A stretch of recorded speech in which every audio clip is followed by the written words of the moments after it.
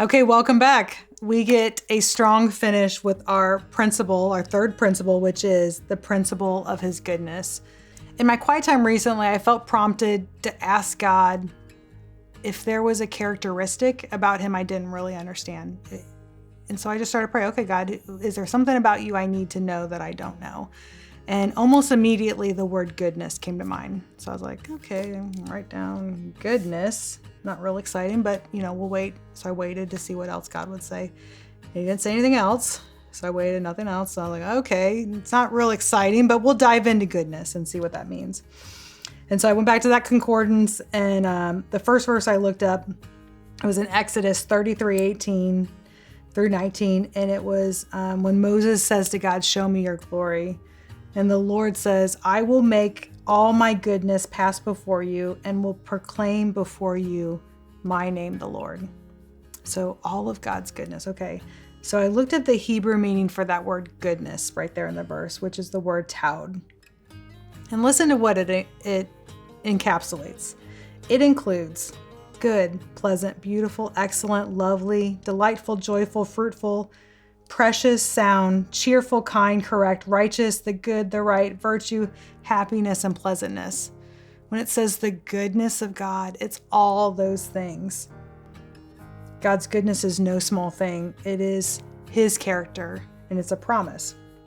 Ezra 8:22 says, the hand of God is for good on all those who seek him. So we know that is good about God, but it's also that same good for us. Back to Psalm 23, it says, surely goodness and mercy will follow me all the days of my life.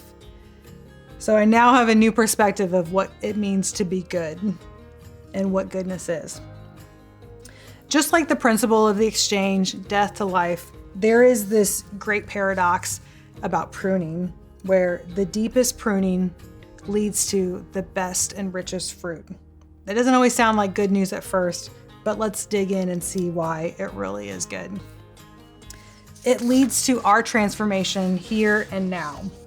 At our last house in Independence, we had this beautiful lilac bush up on the hill. I could see it through my kitchen window. Every spring, we'd clip the big purple flowers and it'd bring that fragrance into our home, and I love this bush. So there was a weekend when my in-laws were in town, and they're always so helpful. So we said, we got yard work to do, and they were helping us with yard work. And my mother-in-law was directing my father-in-law on where to prune this lilac bush. In my opinion, I would say it looked hacked when it was done, like cut half down, rather deadish, had very deeply pruned. And so for the next year, I teased my mother-in-law mercilessly that she had killed my lilac bush. And it really was nearly 2 years later before that bush came back in full bloom, beautiful full bloom. And of course I had to apologize for all the things I said while I thought the bush was dead. But it was that deep pruning that bush needed. I mean, it was okay before, but there was something even greater that could happen with the pruning, much like it is in my life, in our life. The hottest fires refine to the purest gold, and the darkest nights bring the most glorious morning. He turns deserts into springs, wilderness into pastures, and he gives beauty for ashes. And this is because we worship a God who redeems and restores. That's who he is, and that's what he's about. So our hope for goodness is in the here and now. I love what Paul says about his weakness. And this is something we have to come to terms with. Paul says, in my weakness, he is strong. So there's no weakness you can come to that God can't be strong in. And really, we should welcome a realization of our weakness, our limits, and we can know God is poised to do something great where we are limited. 2 Peter 1:3-4 says, his divine power has granted us all things that pertain to life and godliness through the knowledge of him who called us to his own glory and excellence, by which he has granted to us his precious and very great promise, so that through them you may become partakers of the divine nature.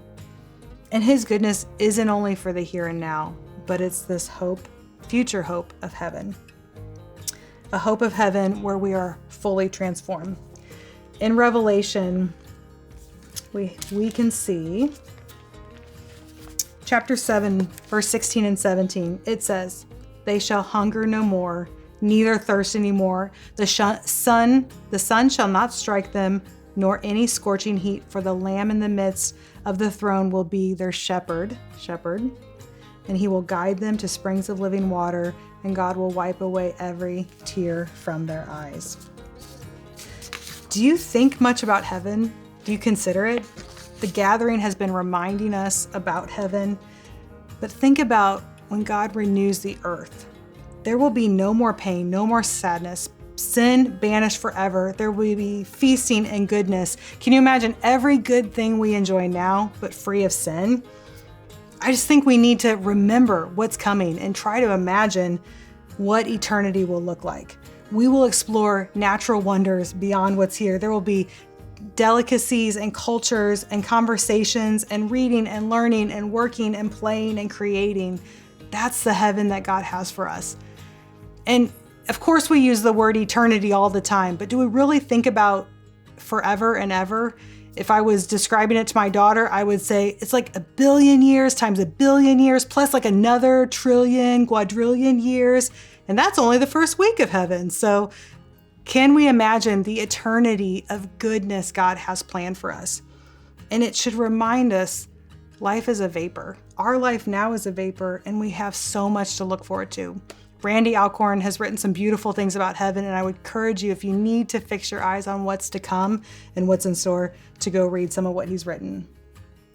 Our hope isn't limited to earthly healing or treasures. Ultimate healing and treasure will be in heaven. We have that to look forward to. And with that perspective, we can endure what we face right here, right now. Elizabeth Elliot writes, "We either believe God is who he says he is, or we don't." Chaos, the word chaos, is Greek for disorder, whereas cosmos is order. God created the cosmos.